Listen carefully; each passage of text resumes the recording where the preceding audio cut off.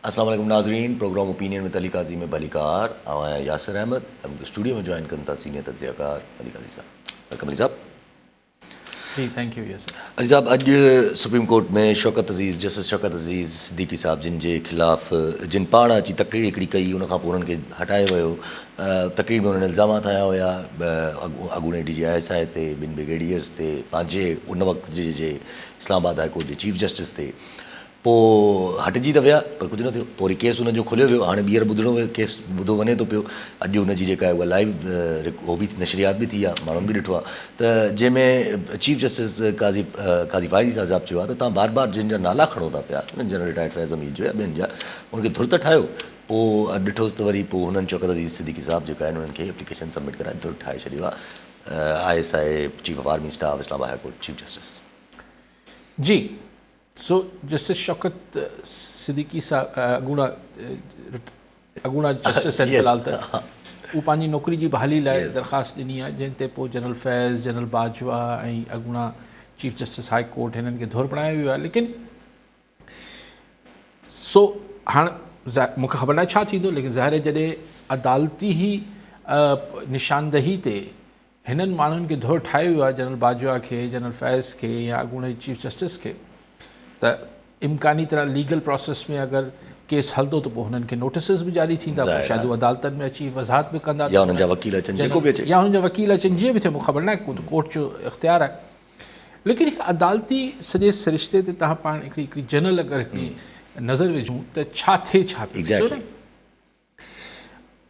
किथे माज़ी खे अदालतूं पंहिंजे किरदार खे करेक्ट करनि वञनि पियूं। मिसाल ज़ुल्फ़कार अली भुट्टो जो केस हलायो पियो वञे, ठीकु आहे, शौकत जस्टिस शौकत सिद्दीकी पुराणी ॻाल्हि थी वई, अगरि छॾे ॾियनि हा छॾे ॾियनि हा, यानी माज़ी जे फ़ैसिलनि खे ॾिठो पियो वञे, उथलायो पियो वञे ऐं लाइव नशरियात पियूं हलनि सुप्रीम कोर्ट में।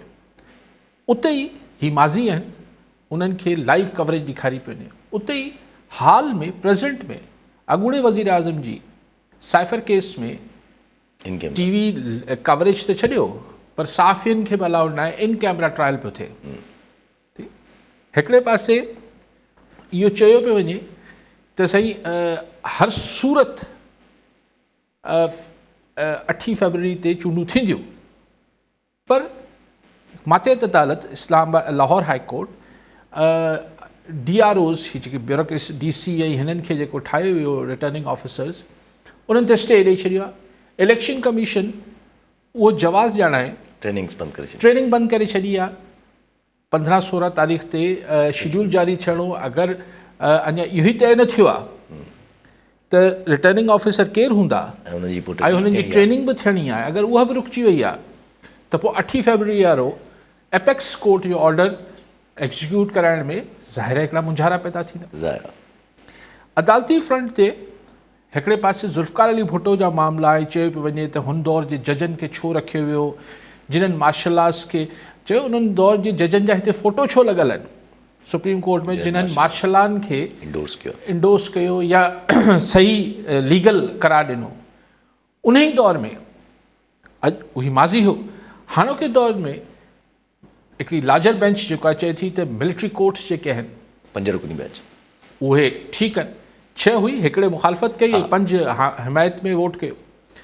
यानी एपेक्स कोर्ट सुप्रीम कोर्ट जेको सिविलियन सॼो मामलात खे ॾिसंदी आहे, सॼे पाकिस्तान खे ॾिसंदी, पाकिस्तान जी जुडिशरी जे हेड आहे, उहो चए थी त हिकिड़ी नॉन सिविलियन पैरेलल कोर्ट्स लाइ चयो वञे त हा उहो भले केस हलाइनि, यानी फ़ौजी अदालतनि जी क़याम जी मंज़ूरी हिकिड़े तरीक़े सां अप्रूवल ॾेई छॾीनि था। सो क्वेश्चन इहो आहे त हीउ सभु कुझु अदालती फ्रंट ते नंढे खां मथे ताईं पाण मामलात ॾिसूं पिया। हिन सॼे मामले में जेको डिस्कशन हले थी, हर को करे पियो, पाण बि थोरी हिते तबाज़माई कयूं त छा सिर्फ़ु इहो ॾिसणु खपे त माज़ी में असांजी अदलिया कहिड़ा ग़लति कमु कया, छा सिर्फ़ु इहो ॾिसणु खपे त माज़ी में असांजी इस्टेब्लिशमेंट कहिड़ा ग़लति कमु कया, छा सिर्फ़ु इहो ॾिसणु खपे त असांजे पॉलिटिशियन्स माज़ी में कहिड़ा ग़लति कमु कया। माज़ी हाल में छा पियो थिए, हाल में को फ़र्क़ु आहे छा? नवाज़ शरीफ़ जा माज़ी भाई के हिकिड़े कहिड़ो जेको आईओ हो वाजिद केरु वाजिद ज़िया साहब JIT के JIT जो सरबराह साईं हुन मफ़रूज़े ते चयो त नवाज़ शरीफ़ करप्शन कई आहे, तंहिंजे करे हाणे मफ़रूज़नि ते त सज़ा नथी ॾेई सघिजे। ठीकु थी वियो जनाब, तव्हां एवन फील्ड ऐं अल अज़ीज़ या नवाज़ शरीफ़ खे बरी करे छॾियो, ठीकु थी वियो। त पोइ छा अॼु जेके हिन क़िस्म जा केस हलनि पिया हिकिड़े ॿिए अॻूणे वज़ीर आज़म ते, त छा 3-4 सालनि खां पोइ वरी जज वटि वञी सरकारी वकील चवंदा सर हीउ थोरो हीउ हो मामिलो मफ़रूज़े ते, अगरि मफ़रूज़े ते वाजिद ज़िया अगरि मफ़रूज़े ते केस ठाहे हुन महिल जी अदालत में नवाज़ शरीफ़ खे अदालत आॾो रखिया, त हुन वक़्त जे जज साहब जेको आहे हुन कीअं मफ़रूज़े ते ॿधल रिपोर्ट ते अॻूणे वज़ीर आज़म नवाज़ शरीफ़ खे सज़ा ॾेई छॾी। ऐं अॼु जेको थिए पियो त छा अॼु जेको कुझु थिए पियो हिकिड़े ॿिए अॻूणे वज़ीर आज़म सां वरी 3-4 साल 5 साल खां पोइ छा इन जो वरी किसा खुलंदा? सो करेक्शन मोड में मुल्क जेको आहे हर को मूं सूधो ऐं पाण हिन जो वॾो हामी आहियां, ज़माने खां चवंदा अचूं पिया पाण त भई ज़ुल्फ़कार अली भुट्टो जो केस रीओपन थियणु खपे, पर हुन सां सिर्फ़ु रिकॉर्ड जी दुरुस्तगी थींदी। ऐं रिकॉर्ड जी दुरुस्तगी सां गॾु उनमें इहो थींदो त मतां हाणोके माण्हू कुझु सम्झनि त यार हू ग़लति थियो हो, लेकिन जेको अॼु ग़लति थिए पियो चोतरफ़ उन लाइ वरी को 5 साल खां पोइ 10 साल खां पोइ कुझु अदालतूं लॻंदियूं ऐं वरी को माण्हू अची चवंदा यार हीअ हुन दौर में छा कहिड़ा फ़ैसिला थिया ऐं छो फ़ैसिला थिया। त चवण जो मक़सदु आहे त माज़ी ज़रूरु ठीकु कजे, प्रेज़ेंट नवाज़ शरीफ़ साहब सां ज़्यादती थी आहे, ज़ुल्फ़कार अली भुट्टो सां थी, उनजो रिकॉर्ड दुरुस्त थियणु खपे। नवाज़ शरीफ़ साहब सां थी आहे, उनखे तव्हां रिलीफ ॾियो पिया, भुट्टो खे त हाणे रिलीफ ॾेई नथा सघो, वीचारो त हलियो वियो, लेकिन नवाज़ शरीफ़ खे तव्हां रिलीफ ॾियो पिया। पोइ अॼु जेके कयो पिया कासिम जे अब्बा खे, उनखे वरी छा सुभाणे वरी अची को रिलीफ ॾींदो। सो ही हिकिड़ो दास्तान ग़म जेका आहे उहा खुटण जो नालो ई नथी वठे। वरी सुभाणे जॾहिं अॼोका रिटायर थी वेंदा हिननि जे ख़िलाफ़ वरी दरख़्वास्तूं अदालतनि में वेंदियूं, त इहो सिलसिला वफ़ा जा कॾहिं ख़तमु थींदा? माज़ी भले ठीकु कयो पर हाल खे त सुधारियो। कॉलर सां गॾु अमीर बख्श पेचुओ जैकबाबाद मां। जी पेचुओ साहब छा चवणु चाहींदा? भाई अस्सलाम वालेकुम, मुंहिंजो अली साहब सां सुवाल आहे साईं। जी अली साहब पाण काज़ी साहब आयो जैकबाबाद म्यूनिसिपालिटी हाल में असां मिलियासीं, वेलकम कयोसीं, तमामु ख़ूबसूरत जेको आदरबाद थी, जंहिंमें असांजो शहर जा मोतबर बि हिते हुया, मुंहिंजी साहब बेरोज़गार आहे, पंहिंजा तमामु मोतबर शख़्स थियो, ॾाढी ख़ुशी थी अली साहब सां असां मिलियासीं ऐं तक़रीबन जेको आहे सवाल आहे त इहो जेको आहे जैकबाबाद असांजो विलेज बोर्ड पेचो आहे, उते जेको आहे सफ़ाई जो एतिरो ख़ासि ख़्यालु ई न आहे। असां वञूं था इतबार करे बीमारियूं, पाणी जो को मसइलो न आहे, तव्हां ॾिसो असां चवंदा साईं अगरि हिते वेठो आहे ॾेढी वञो त लाइफ हले थी, महिरबानी कंदो, हिकिड़ी गुज़ारिश आहे। हालांकि उते असांजो पसमानदा ॻोठ आहे, उते तव्हां ॾिसंदा को अगरि वीडियो आहे तव्हां ॾिसो त उते कोई सफ़ाई जो को सिस्टम न आहे, तक़रीबन नेकाली जो सिस्टम न आहे, पाणी पीअण जे लाइ कुझु इहो न आहे। ठीकु आहे साईं, ॿियो बि कॉलर मुसवर गाॾई डोकरी मां। जी गाॾई साहब छा चवणु चाहींदा? सर इहो मुंहिंजो अली ख़ान साहब खां हिकिड़ो सुवालु आहे त पीपल्स पार्टी जॾहिं बि इक़्तिदार में आई आहे त उन्हनि कुझु न कुझु नौकरियूं ॾिनियूं आहिनि, ठीकु आहे, पर सदाईं उस्तादनि ते जेको आहे न वहिशाणो तशदुद कयो वेंदो आहे। अॼु बि लाड़काणे ज़िले जा 300 खां वधीक पुरअमन उस्ताद एहतिजाज करे रहिया हुया, जंहिंजे मथां लाड़काणो पुलिस कड़की पई आहे ऐं केतिरा ई जेको आहे न उस्ताद ज़ख़्मी थी पिया आहिनि ऐं केतिरनि ई उस्तादनि खे गुम कयो वियो आहे। तो असांजी पुरज़ोल अपील आहे हिन चैनल जे ज़रिए अली ख़ान साहब जन खे इन मसइले खे जेको आहे हाईलाइट कनि ऐं उस्तादनि गुज़िरियल 10 महीननि खां पगारूं बंदि आहिनि, जंहिंजे करे पुरअमन एहतिजाज कयो वियो हुयो। ठीकु आहे पेचू साहब, ॻाल्हि इहा आहे त अगरि मूंखे तव्हां चवंदो हाज़ो साईं जैकोबाद जी गंदगी जो आज़ार आहे, सभु कुझु आहे, पर शहर जा माण्हू ॾिसंदा हूंदा न साईं, इहो केरु ठीकु करे ॾींदो? इहो तव्हांजी इंतिज़ामिया ठीकु कंदी। इंतिज़ामिया केरु हलाईंदो आहे? तव्हांजा चूंडियल एफ़ ज़ी हलाईंदा आहिनि।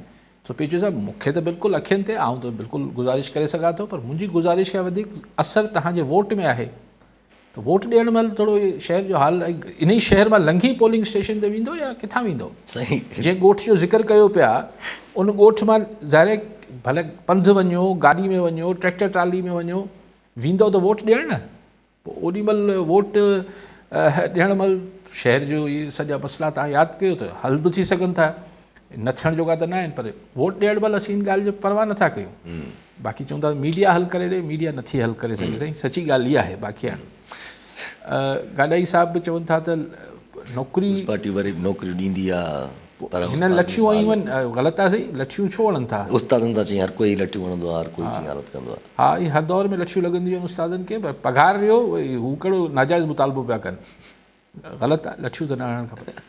बाक़ी साईं जस्ट बाक़ी हाणे साईं जी ॻाल्हि जेका बि आहे साईं, हिकिड़ो अमीर बख़्श भुट्टो पेचुआ साहिब जेका सवाल कयो साईं, हिकिड़ी ॿी इंट्रस्टिंग ॻाल्हि कई साईं, चयो त कोई आहे ई कोन कंहिंखे वोट ॾियूं। छो सॼो जेको बात ख़ाली थी वियो आहे, तव्हां बीह रहो साईं, ॻाल्हि आहे कंहिंखे वोट ॾियो जो छा सुवालु आहे, को न को त हूंदो। अच्छा, ऐं अगरि इहो जवाज़ ॼणाए अगरि वोट नथा ॾियो त बि त नुक़सानु कयो था न साईं। जी हा, जी हा, जी हा। ॾिसो इलेक्शन में त अगरि मिसाल 1.5 लख आहे MP जे तक में वोटर, 1.5 लख मां 70,000 वोट कनि, 7,000 वोट कनि, 700 वोट कनि, 70 वोट कनि, 70 त कोन थींदो, पर 1000 वोट बि थिया त जेको चूंडजणो हूंदो चूंडजी वेंदो। मेजॉरिटी जंहिं वटि हूंदी, जंहिं वटि उन 1000 मां जंहिं वटि 501 वोट हूंदो खटे वेंदो। सो बहितर आहे त वोट न करण बदिरां शहरी पंहिंजो माण्हू अहिड़ो बीहारीनि जेके इहे शहर जा मसाइल ऐं तक जा मसाइल हल करे सघे। जी हा, कॉल लेना था इमामदीन मल्ला नारोमा इमाम ॾिनो। जी मल्ला साहब छा चवणु चाहींदा? सर अस्सलाम वालेकुम, काल साहब के सलाम। वालेकुम सलाम। सर असांजो अर्ज़ु इहो आहे त तालके नारे में सर्वे थी वई, जेका ॿोल मुतासिरनि जा घर टही विया, इहे हिकिड़ो ॿिए घर किथे को ॻोठ में हिकिड़ो घर आयो आहे कंहिंजो, त वरी पेंडिंग में राहे वेठा आहिनि जा सभिनी जा ईंदा इहे ईंदा या न ईंदा? सर इहो असांखे थोरो ॿुधाइजो। ठीकु आहे साईं। बेबी कॉलन ख़ालिद कोश कश्मीर मां। जी कोश साहब छा चवणु चाहींदा? अस्सलाम वालेकुम सर। वालेकुम सलाम। सर मुंहिंजो अली काज़ी साहिब खां इहो ई सुवालु आहे त जेको आहे हिन टाइम मुल्क में जेको आहे सियासी हवाले सां जेको आहे त PTI खे जेको आहे खुले तौर ते जेको इलेक्शन में नथी थी वञे, पंहिंजा बि पकड़ धकड़ वारो जेको सिलसिलो आहे उहो जारी आहे। जेकॾहिं इन सिलसिले में बि जेकॾहिं PTI जेको आहे त अध खां वधीक सीटूं खटे थी त पोइ छा उहा मियां साहब वारनि जी कामयाबी हूंदी या उन्हनि खे शिकस्त हूंदी? ठीकु आहे साईं। साईं पहिरीं फ़ोन कयो त घर जो मुआवज़ो मिलंदो न मिलंदो साईं, या कीअं त चई सघां साईं, ख़बर न आहे मिलंदो न मिलंदो साईं। केतिरो कोश साहिब चवनि था त PTI जेके अॻु में सीटूं कयूं, अगरि हेॾी वठ पकड़ ऐं मारामारी खां पोइ अधु सीटूं बि खयूं, यानी जेके खयूं उनखां अधु, त बि नवाज़ लीग जी कामयाबी हूंदी न साईं। ॾिसो ॻाल्हि इहा आहे त इलेक्शन अगरि फेयर थिया त ज़ाहिर नाकामी सॾबी, ऐं इलेक्शन फेयर ई न थिया बसि पोइ अधु बि छो मिलंदियूं।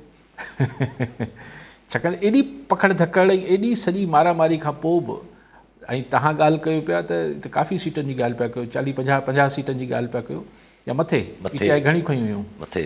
बहरहाल अगरि हेॾी मारामारी वठ पकड़ खां पोइ 50 सीटनि खां मथे खणी वई PTI त वॾी ॻाल्हि थींदी। मूंखे शक आहे इलेक्शन अगरि फेयर थिया त बिल्कुलु खटे सघे थी, लेकिन इलेक्शन फेयर थींदा। ऐं इहो ई सबबु आहे, इहो जेको खुटको आहे या डपु आहे त ही हेॾी मारामारी खां पोइ बि न खटे वञनि, जेको ख़्वाहिशूं थियनि पियूं। जी हा, त ज़रदारी साहब बि चवनि पिया, ॿिया बि चवनि पिया त थोरो भले अगरि 2-3 ॾींहं मुलतवी थी वञे त ख़ैरु आहे, उहो दरअसल उतां ई ॻाल्हि अचे पई। ऐं सभु त पोइ सभिनी पार्टियुनि खे परेशानी थी। अॼु पीपुल्स पार्टी बि चए थी त इलेक्शन जेके आहिनि 8 फरवरी ते थियणु खपनि, नून लीग बि चए थी 8 फरवरी ते हर हाल में थियणु खपनि, ऐं हे PTI जो हिकिड़े क़िस्म जो हथु कढो आहे त इलेक्शन खे मुलतवी कराइण जो। कहिड़ो हू जेको दरख़्वास्त ॾिसो न, हाणे दरख़्वास्त इहा दाख़िल थी त भई हिननि खे DC ऐं हिननि खे ॾिसो डिप्टी कमिश्नर्स त ज़ाहिर सरकार जे चए में हूंदा न। उहे ख़ैर असांजा जॾहिं अदालती अमलो बि DROs हो त उन दौर में बि RO इलेक्शन सॾिबो, उन दौर में बि छा थियो कंहिंखे ख़बर न आहे। लेकिन बहरहाल DC त सफ़ा चए आखे में हूंदो न, ऑब्वियसली हू त थोरी बि चू चरा न कंदो। या त हाणे उनखे बुर्गो स्टे ॾेई छॾणु ऐं को ऑल्टरनेट स्टे ॾियणु त सवलो आहे, लेकिन हुनजा इम्प्लीकेशन्स ऐं मसाइल पंहिंजी जाइ ते आहिनि। यस कॉलर सां गॾु मोहम्मद बख्श लोहाणी तनावला कान मां। जी लोहाणी साहब छा चवणु चाहींदा? साईं अलीगढ़ साहब खां मुंहिंजो सुवालु आहे त अॼु लाहौर हाई कोर्ट इश्तिहार जारी कंदे जेको इलेक्शन एमएलए जी जेका ट्रेनिंग जी तरबियती उहा रोके छॾी आहे। हाणे इहे शक शुबा पिया वधनि त छा इलेक्शन फेबरवरी में न पई थिए? अगरि फेबरवरी में इलेक्शन नथी थिए त पोइ मथां रमज़ान शरीफ़ आहे, पोइ त इलेक्शन त वरी बि 24 जे एंड ताईं हली वेंदी। इन ते रोशनी ॾिजो।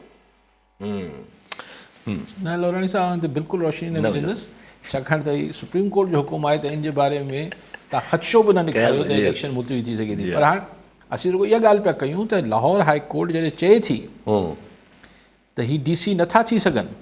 लाहौर हाई कोर्ट जेका मंतक ॾिनी आहे उहा मतिलबु जेका जजमेंट हुन लिखियो आहे हुन चयो त इंट्रस्टिंग आहे, हुन त ॻाल्हि कई त माना अगरि का पार्टी का वॾी मेजर पार्टी का बि वॾी मेजर पार्टी अगरि न मञे इलेक्शन खे त इलेक्शन वॾो टाइम टेकिंग ऐं मनी टेकिंग प्रोसेस आहे, ऐं इन करे वरी पोइ उनजो बार बार रिपीटेड उहो ॾाढो ग़लति आहे, त उहो पैसो ज़ाया थींदो। इन करे इलेक्शन जेका आहे उहा हिकु चकर ते पर फेयर थिए इहो त कॾहिं ई न थी आहे। सवाइ 70 जे इलेक्शन जे पाकिस्तान में इलेक्शन फेयर कॾहिं थी आहे?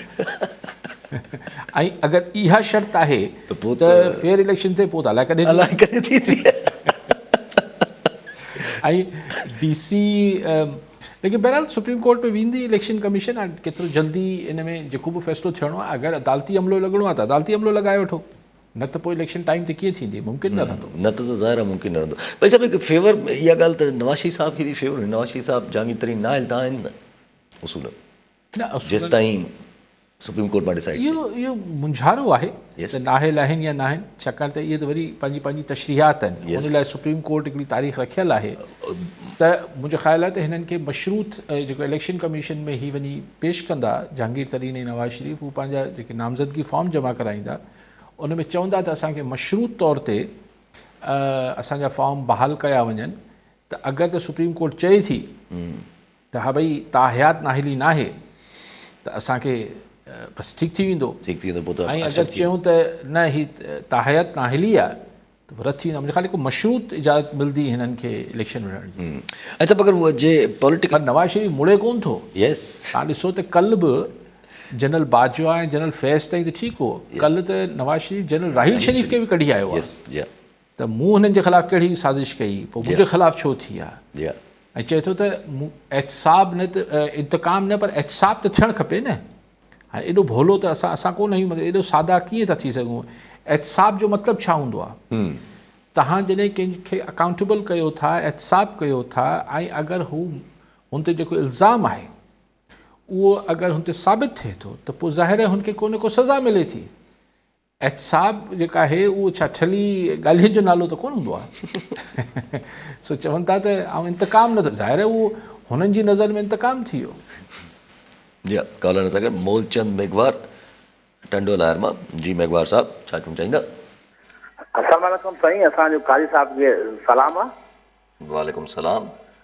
असांजो सुवाल इहो आहे त जीअं इलेक्शन आम चूंडूं वेझियूं ईंदे ई टंडो अलाया जी सियासत आहे, उते बि हमेशह टंडो अलाया पीपल्स पार्टी जो किलो बि रहियो आहे। अॼु उनखे साम्हूं जेको GDA जा इतिहाद थियनि पिया, छा हिन भेरे सिंध समेत पाकिस्तान इलेक्शन में पीपल्स पार्टी कामयाबु थींदी ऐं GDA जा उमेदवार जेके पंहिंजूं जेके रिज़ल्टूं आहिनि उहे शफ़ाफ़ नमूने सां हासिलु करे सघंदा? ठीकु आहे साईं। साईं मेघवार साहिबु आउं कीअं थो चई सघां चूंडूं शफ़ाफ़ थींदियूं या न थींदियूं? बहरहाल जेको इशारो कनि पिया त राहिला मक्सी साहिबा हाणे उतां छॾे, पहिरीं नवाज़ लीग में हुई, पोइ छॾे जेको आहे हाणे GDA में शामिलु थी विया, जॾहिं की ॻाल्हि साॻी आहे, ॿई इतिहादी आहिनि पाण में, पर शायदि उन्हनि मुनासिबु सम्झियो हूंदो नवाज़ लीग जी क़यादत सां इक्वेशन न ठही हूंदी। सो ज़ाहिर से लोकल लेवल ते को न को माण्हू त हूंदो न जेको हिननि खे पीपल्स पार्टी वारनि खे राहिला साहिबा कंटेस्ट त कंदी रहियूं आहिनि पर कामयाबु न थी सघियूं आहिनि। हिकिड़ो दफ़ो थियो या हू अलाए रिज़र्व सीट ते थियूं। सो हाणे हिन ज़ाहिर जिथे किथे पीपल्स पार्टी खे हिकिड़ो साम्हूं कैंडिडेट्स त हूंदा, पर जेका ॻाल्हि आउं बार बार चवां थो त GDA हुजे या नवाज़ लीग, अगरि ही हिकिड़ो जनरल नरेटिव न ठाहे सघिया। ॾिसो नरेटिव्स ॿिनि क़िस्मनि जा हुजनि था। मिसाल हिकिड़ो नरेटिव हुजे थो जेको तव्हां पॉपुलर नरेटिव ठाहींदा आहियो, त फलाण थी वेंदो, असीं अची ईंदासीं, पोइ वोट खे इज़त मिली वेंदी, जेको बि तव्हां नरेटिव ठाहींदा आहियो, हिकिड़ो बयानियो ठाहींदा आहियो। हिकिड़ो बयानियो हूंदो आहे त असीं खटियूं पिया, असांखे मथां सिग्नल मिली वियो आहे, असीं खटियूं पिया। हाणे इहो तासुर जेको आहे अञा ताईं GDA ऐं नवाज़ लीग मुकमल तौर ते ठाहिण में कामयाबु न थी आहे, छाकाणि त इनखे अची मीडिया में नथो चई सघिजे त असांखे सही इस्टेब्लिशमेंट जो इशारो आहे, असीं ठहियूं पिया। इहो त अहिड़ा को मुंडियूं, अहिड़ा को मतिलबु अहिड़ी को वॾी कारकर्दगी नज़र अचे त पोइ इशारो मिलंदो आहे त भई, पर फ़िलहाल त अहिड़ो कुझु न आहे। फ़िलहाल त शिराज़ी पीपल्स पार्टी सां बीठा आहिनि, अलीगौर मेहर बि पीपल्स पार्टी सां बीठो आहे। त पोइ छा? पोइ इहो आहे त को तव्हां पॉपुलर वेव क्रिएट कयो जंहिंमें तव्हां उहो वोटर जेको कंहिंजे चए आखे में न आहे ऐं अगरि हू 15 सालनि जी पीपल्स पार्टी जी गवर्नमेंट खां नाराज़ आहे त उहो मोबिलाइज़ थिए। जेको एंटी पीपल्स पार्टी वोट्सनि में आहे उनखे मोबिलाइज़ करण लाइ जेसिताईं ही हिकिड़ी मास लेवल ते हिकिड़ी को बयानियो ठाहे, को हिकिड़ो नरेटिव ठाहे, जेसिताईं ही न लहंदा त वरी ही बि कॉन्स्टिट्यूंसी पॉलिटिक्स कंदा। थींदी कॉन्स्टिट्यूंसी पॉलिटिक्स, लेकिन हर कॉन्स्टिट्यूंसी में सम्झो त 50-55 सैकड़ो माण्हू वोट नथा कनि। उन जे हू जेको 50-55 सैकड़ो माण्हू वोट नथो करे, अगरि ही जेको आहे एंटी पीपल्स पार्टी फोर्सिस, उन मां अगरि 20-25% वोट मोबिलाइज़ करण में कामयाबु थी वई त इहा वॾी अचीवमेंट हूंदी उन्हनि जी ऐं उन्हनि खे फ़ाइदो ॾींदी। लेकिन हींअर ताईं नथो नज़र अचे त ओड़ी का मोबिलाइज़ेशन। हींअर सिर्फ़ु उहा ई ॻाल्हि आहे त हिकिड़ी इंडिविजुअल्स जी गेम थिए पई। कॾहिं चवनि था त साईं राइला मक्सी GDA खे जॉइन करे वरितो, ठीकु आहे, इंसान खे लोकल पॉलिटिक्स टंड लयार ते त इम्पैक्ट पए थो, पर मीठो ख़ास जो छा वञे, या बदीन जो छा वञे, या ठठे जो छा वञे, या लाड़काणे जो छा वञे, त राइला मक्सी साहिबा वई या न वई। जी हा, ठीकु आहे न। ही हिकिड़ी इलाक़ाई, ठीकु आहे, उहो ज़रूरी आहे, लेकिन हुन सां को मास स्केल ते को मोबिलाइज़ेशन जेको एंटी पीपल्स पार्टी वोट आहे, जेको यकीनन हर पार्टी जो फॉर वोट बि हूंदो आहे, अगेंस्ट बि हूंदो आहे, इहो नेचुरल आहे, उहो मोबिलाइज़ अञा ताईं मूंखे GDA या नवाज़ लीग वारा कंदे नज़र नथा अचनि। कॉलर सां गॾु हमीद तुनियो नसीराबाद मां। जी तुनियो साहब, छा चवणु चाहींदा? जी, मुंहिंजो सवाल इहो आहे त लाहौर हाई कोर्ट इंतज़ामी ऑफिसरनि खे RO ऐं DRO मुक़ररु करण वारो नोटिफिकेशन रद्द करे छॾियो आहे। उन खां पोइ मुल्क में इलेक्शन जो समूरो प्रोसेस रोकियो वियो आहे। मुंहिंजो सवाल इहो आहे त हिकु त इन फ़ैसिले खे तव्हां कीअं था ॾिसो, ऐं छा इन फ़ैसिले खां पोइ इलेक्शन में का देरि वग़ैरह थी सघे थी? ठीकु साईं। ॿियो बि कॉलर सजाद मरखंड गंबट मां। जी मरखंड साहब, छा चवणु चाहींदा? सवाल इहो आहे त PMLN जो जेको इतिहाद आहे उहो सियासी उन्हनि जी मजबूरी आहे मुख़्तलिफ़ पार्टियुनि सां, या ताक़तवर धुरियुनि जो उन्हनि ते को प्रेशर वग़ैरह आहे? हिकु इहो सुवालु आहे मुंहिंजो। ऐं ॿियो सुवाल इहो, पीपल्स पार्टी जी मुसलसल 15 सालनि खां वठी हुकूमत आहे, उहा परफॉर्मेंस जे बुनियाद ते आहे या ताक़तवर हल्कनि जो उन्हनि ते हथ को आहे? कंहिंजो साईं? GDA जो मुस्तक़बिल सिंध में छा आहे? न पीपल्स पार्टी कंहिंजो इतिहाद साईं? पीपल्स पार्टीअ जो, नून लीग जो? मुख़्तलिफ़ पार्टियुनि IPP सां या MPM सां। ओके, ॿियो सवाल छा हो साईं? ॿियो GDA जो सिंध में मुस्तक़बिल छा आहे, ऐं पीपल्स पार्टी जी मुसलसल 15 सालनि खां हुकूमत, छा सभु शइ बिल्कुलु ठीकु आहे, या उन्हनि खे परफॉर्मेंस ते वोट थो मिले, या उन्हनि ते बि कोई शफ़क़त जो हथु आहे? जी ठीकु आहे साईं। अच्छा, पहिरीं साईं त फ़ोन कयो त इलेक्शन ॻाल्हाए आयुसि। हाईकोर्ट सॼो इलेक्शन जो प्रोसेस न रोके छॾियो आहे, सिर्फ़ु जेके DROs हुआ उन्हनि जी ट्रेनिंग जेका थी रही त इलेक्शन कीअं, उहो इलेक्शन कमीशन रोके छॾी, उहो इलेक्शन कमीशन रोकियो आहे। ऐं ॾिसूं 2-4 ॾींहंनि में होपफुली को हिकिड़े पासे मामिलो थी वेंदो त हिननि जी जाइ ते या जुडिशरी मां माण्हू अचणा हूंदा, या हिननि खे सुप्रीम कोर्ट बहाल करे, उहो त मूंखे ख़बर न आहे छा थींदो, पर हुन सां इलेक्शन असांखे मना थियल आहे त असीं स्पेकुलेट नथा करे सघूं, इहो ख़दशो नथा ॾेखारे सघूं त इलेक्शन मुलतवी थींदी या न थींदी। असीं त सम्झूं था इलेक्शन थींदी 8 तारीख़ ते। जी साईं सजाद मरखंड साहब। सजाद साहब, ॻाल्हि इहा आहे त ही जेको हुते पंजाब में थिए पियो, ज़ाहिर आहे त ॿुधायो पियो वञे न त हिननि सां तव्हांखे ठा करणु खपे। छाकाणि त जिन्हनि सां ठाह करायो पियो वञे उहे बि उन्हनि जा ई यस ज़ाहिर उहे सघारे हलकनि सां ई जुड़ियल आहिनि। मिसाल जहांगीर तरीन ऐं हीअ सभु काफ़ी। IPP कंहिं ठाही आहे, क्यू लीग कंहिं ठाही आहे हुई, त ज़ाहिर सो सभिनी खे पंहिंजनि खे गॾाइबो त सही न सही, रुगो सॼी सभु कुझु नवाज़ लीग जी प्लेट में त न रखी छॾिबो हुयो। सुभाणे नवाज़ शरीफ़ साहब वरी हा, तंहिंजे करे हुते त ज़ाहिर आहे हिकिड़ी क्लियर सिग्नल्स आहिनि त तव्हां हीअं गॾिजंदव तॾहिं तव्हां PTI जी पॉपुलैरिटी खे मतां तव्हां काउंटर करे सघो। अगरि छिड़ थींदो, वोट डिस्ट्रीब्यूट थींदो त हू पोइ PTI खे फ़ाइदो थींदो। ॿी ॻाल्हि ते अचूं साईं अजीत कुमार मिठी मां जी। अजीत साहब छा चवणु चाहींदा? सर अस्सलाम वालेकुम सर। वालेकुम सलाम। सर मुंहिंजो काज़ी साहब खां सुवाल इहो, हींअर जेको सो इलेक्शन जो माहौल आहे उन हवाले सां जेको सो मुख़्तलिफ़ सियासतदान जेके आहिनि त इहे जलसा जलूस वग़ैरह लॻा पिया आहिनि। सो ॻाल्हि इहा त क्लियर कट VN वग़ैरह जेको पाकिस्तान खे केॾांहुं खणी वञिणो अॻियां उन हवाले सां कंहिंजो को क्लियर कट जेको सो कोन थो अचे न कंहिं में बि। हाणे ॿियनि तरक़ी याफ़्ता मुल्कनि में ईअं थींदो आहे जीअं जेको आहे सो मनाज़रो थींदो आहे, सियासतदान जेके इलेक्शन में बीहंदा आहिनि कैंडिडेट्स उन्हनि खे पाण में जेको सो क्वेश्चन आंसर थींदी आहे, पोइ पब्लिक जेको आहे सो उन्हनि जो डिसाइड कंदी आहे त भाई जेको सो कंहिंजो VN क्लियर आहे, केरु अॻिते छा करणु चाहे थो मुल्क जे लाइ हेॾां होॾां, उहो असां ॾिते नज़र कंदो अचे किथे बि। हाणे असांजे मुल्क जो करप्शन ऐं क्राइम जेके ॿ वॾा मसइला आहिनि। एक्चुअली त करप्शन बि क्राइम में अचे थो, पर केरु बि क्राइम ते ॻाल्हाए ई कोन थो। तव्हां अख़बार खणी ॾिसो डेली केतिरा क्राइम लॻा पिया आहिनि। उन हवाले सां को बि अहिड़ो ॻाल्हि न आहे त भई केरु ॻाल्हाए त असां क्राइम फ्री पाकिस्तान जेको असां बणाईंदासीं। क्राइम फ्री पाकिस्तान कंहिंजी एजेंडा ते माना आहे ई कोन। ठीकु आहे साईं। महमूदुल हसन कलवड़ सखर मां जी। कलवड़ साहब छा चवणु चाहींदा? सर मुसलसल ज़िले सखर अंदरि ज़रदारी मतिलबु कि पीपुल्स पार्टी जा जेके MPs MNAs आहिनि हू ज़िले सखर अंदरि इहो ई माना हिकिड़ो ऑप्शन छॾियो आहे त बाबा धाड़ेल जेकी बि आहिनि उन्हनि जा वास्तेदार आहिनि। सर ज़िले सखर अंदरि मुसलसल हुसैन कलवड़ बिरादरी खे टारगेट कयो वञे पियो ऐं कलवड़ बिरादरी जा नौजवान ॾींहों ॾींहुं अॻुवां करायूं वञनि पिया ऐं उन्हनि ॻोठनि अंदरि शहर अंदरि। अच्छा, पहिरीं हू सजाद साहब जी ॿी ॻाल्हि त पीपल्स पार्टी 5 सालनि खां आहे त उन्हनि खे कारकर्दगी ते वोट मिले थो या शफ़क़त ते मिले थो। साईं हाणे इहो फ़ैसिलो तव्हां पाण करे सघो था सजाद साहब। कारकर्दगी सुठी आहे न आहे इन ते कमेंट भले वोटर करे वठनि 8 तारीख़ ते, लेकिन ज़ाहिर आहे हुन में वॾी सरकार जी मर्ज़ी शामिल हाल रही आहे, न त मुमकिन न हो सवाइ 2008 जे, छाकाणि हुन त मोहतरमा जी शहादत थियल हुई।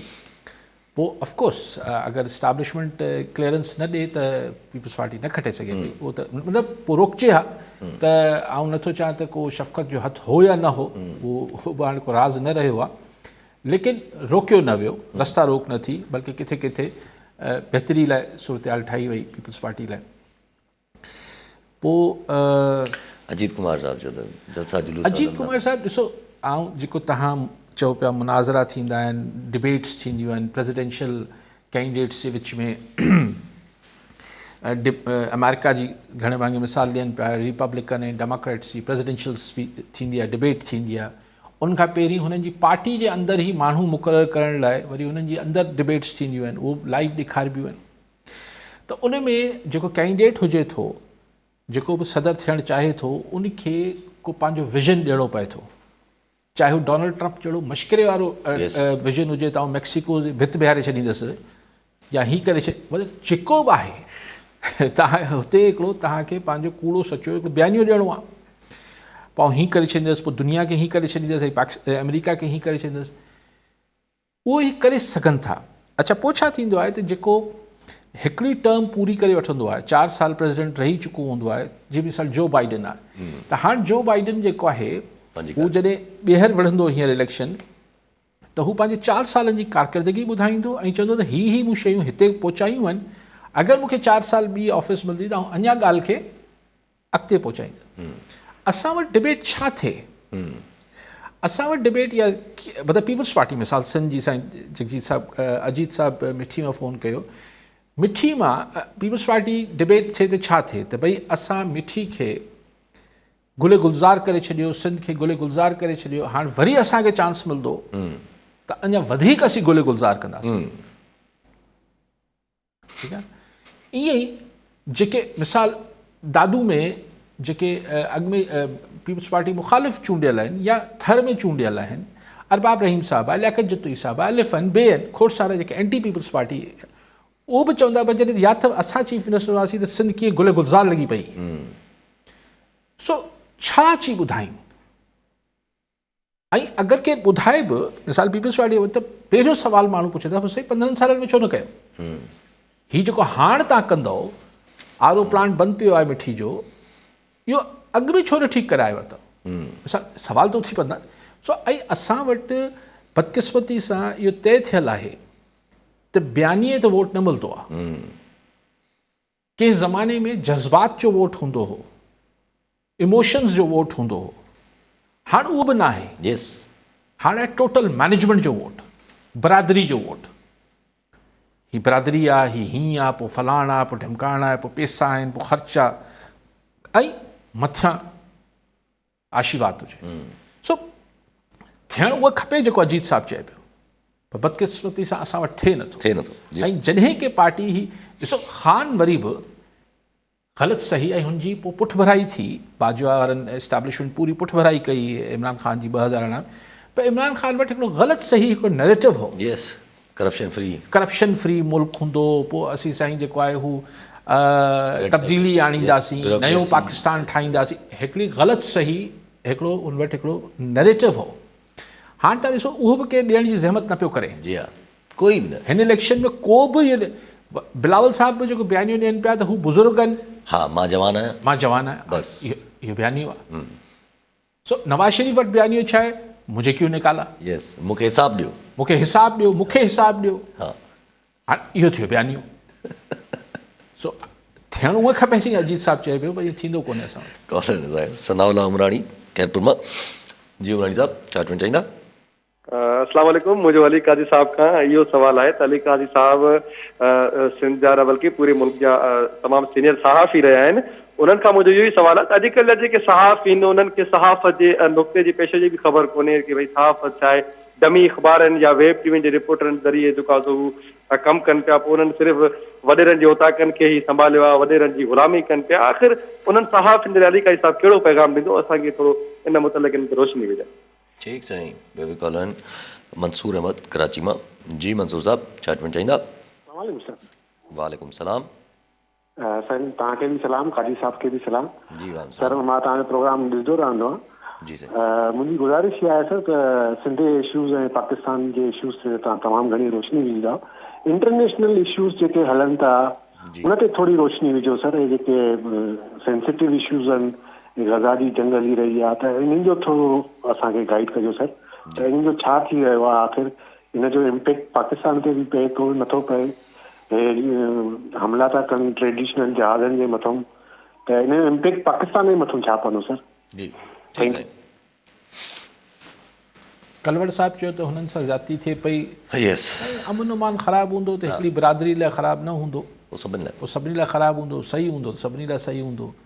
इहो आऊं त इहो मञा थो, अगरि सखर में पाणी साफ़ु ईंदो त ॾिसी कोन ईंदो त कलवड़ फैमिली रहे थी या मेमल रहे थी या सूमरो रहे थी या काज़ी रहे थी।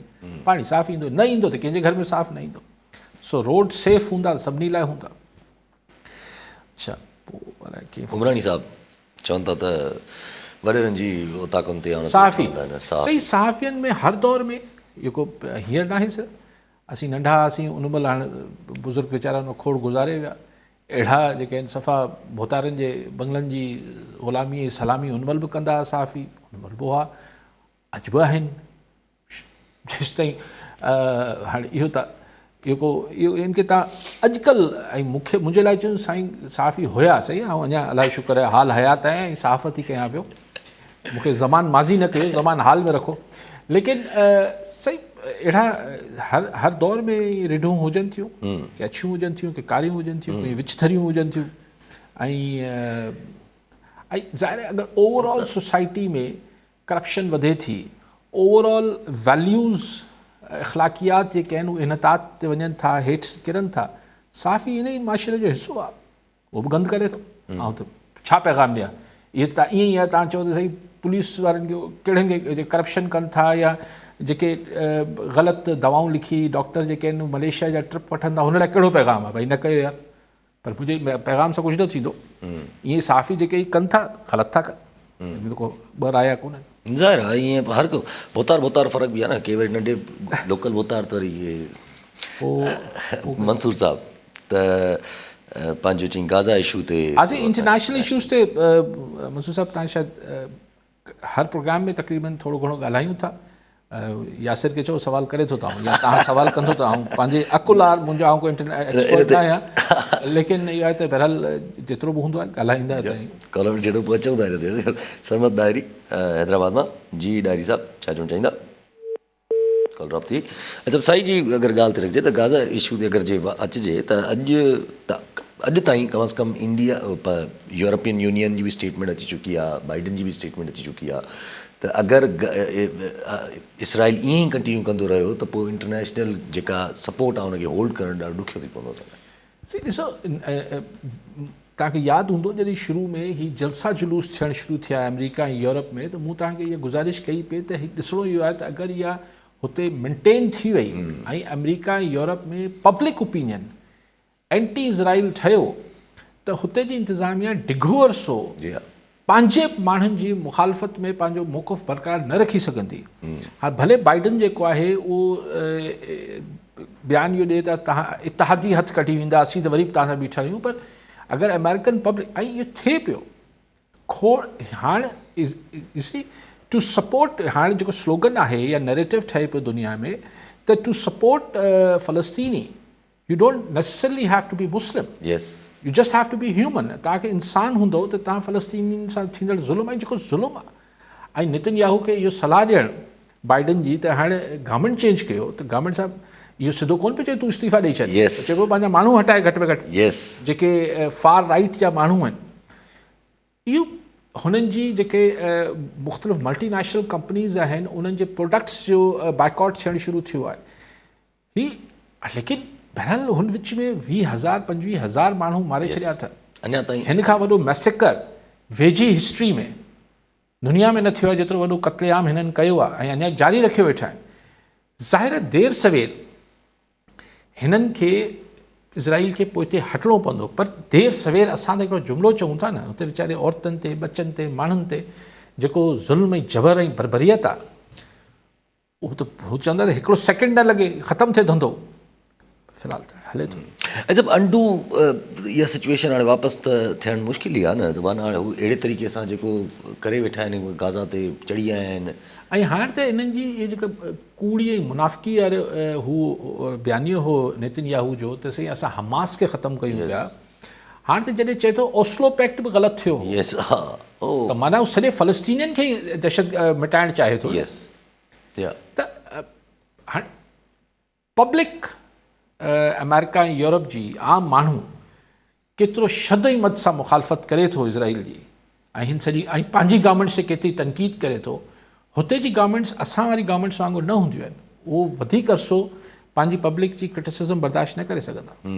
अनलाइक अरब वर्ल्ड जेका अनलाइक अरब और इवन वी असांखे पब्लिक ओपिनियन जी कहिड़ी परवाह, असांखे बि घणी का ख़ासि वणे कंदा रहंदा आहिनि। पोइ असीं 20 सालनि खां पोइ चवंदा आहियूं अच्छा हाणे हीअ शयूं ठीकु कयूं, 50 सालनि खां पोइ चवंदा आहियूं हाणे ठीकु कयूं। अॼु असीं बि उहो ई करे अॼु में तब्दीली नथा आणियूं, माज़ी ठीकु करिणो आहे असांजी उहा ई पल। हिकु नंढड़ी ॻाल्हि रखी वठो, पंहिंजी सियासी ॻाल्हि जेका हले वई त हिकिड़ो नंढी अचे थी, पाण 2-3 ॾींहं पहिरियां बि डिस्कस कयोसि त पीपल्स पार्टी ज़रदारी साहिबु इहा ॻाल्हि कई त आउं बि प्राइम मिनिस्टर जो हिकिड़ो माना कैंडिडेट तस्वुरु थी सघां थो, त फैसल करीम कुंडी साहिबु चवनि था त भई न, prime minister candidate Peoples Party Bilawal खे ई चूंड कया ऐं प्रेसिडेंट लाइ ज़रदारी साहिबु खे। ॾिसो न पोइ फैसल करीम कुंडी साहिबु ज़रदारी साहिब खे झले न, त ज़रदारी साहिबु छो थो चए त आउं प्राइम मिनिस्टर जो कैंडिडेट आहियां, उनखे चए न बाबा तव्हां सदर जा कैंडिडेट आहियो, तव्हां ईंदा न चइजो, इहो त पार्टी जो मामिलो आहे न। ज़रदारी साहिबु पब्लिकली चए थो मां बि वज़ीर आज़म थी सघां थो, माना पार्टी पॉलिसी जी भनकड़ी थी वई छा? सो फैसल करीम कुंडी असांखे न ॿुधाए, ज़रदारी साहिब खे ॿुधाए सर आप वज़ीर आज़म के कैंडिडेट नहीं है, आप सिर्फ सदर के कैंडिडेट है। ठीकु आहे साहब, वरी महिरबानी साहब। नाज़रीन, अॼु जे प्रोग्राम जो पूरो थियो, वरी ईंदड़ प्रोग्राम में दुआ में